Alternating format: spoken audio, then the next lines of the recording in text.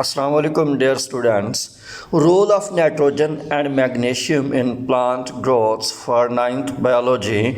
Let's say role of nitrogen. Plants get nitrogen in the form of nitrates. पौधों को nitrate की शक्ल में नाइट्रोजन मिलती है और इन्हीं नाइट्रेट्स में नाइट्रोजन शामिल होती है।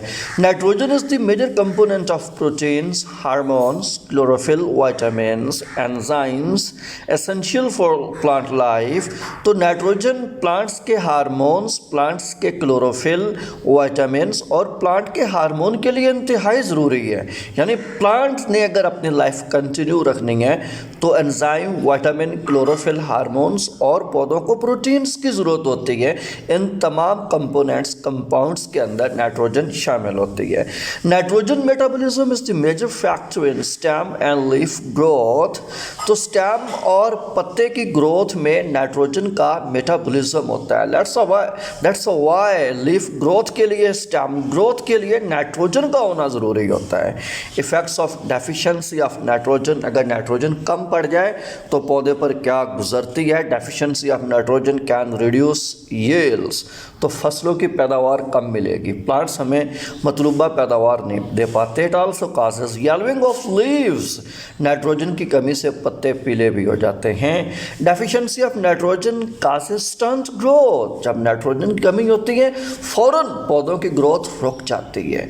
तो सो देयर इज डिक्रीज और रिडक्शन इन प्लांट ग्रोथ, पौधों की ग्रोथ रुक जाती है। Effects of excess of nitrogen, अगर नाइट्रोजन फसलों के लिए ज़्यादा मिकदार में इस्तेमाल कर ली जाए तो too much nitrogen can delay flowering and fruiting, अगर ज़रूरत से ज़्यादा नाइट्रोजन इस्तेमाल करेंगे तो पौधों में फ्लावरिंग देर से होगी और फ्रूटिंग भी देर से होगी। यानी पौधे फूल देर से खिलाते हैं और फल देर से लगते हैं।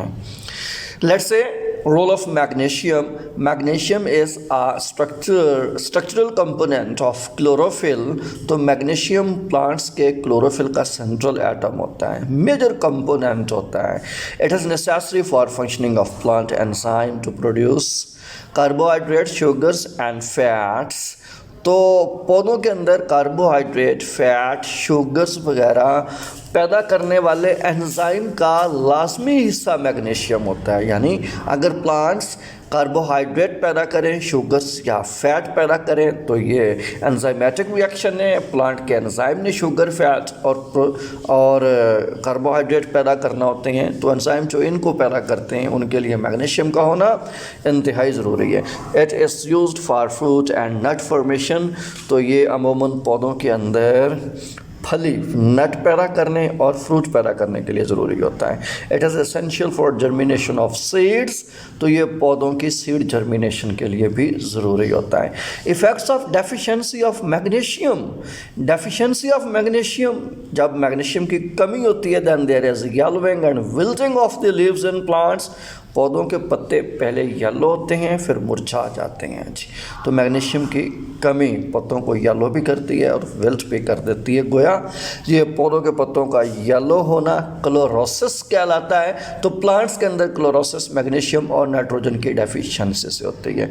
Thank you for watching me, stay blessed, अल्लाह हाफिज़।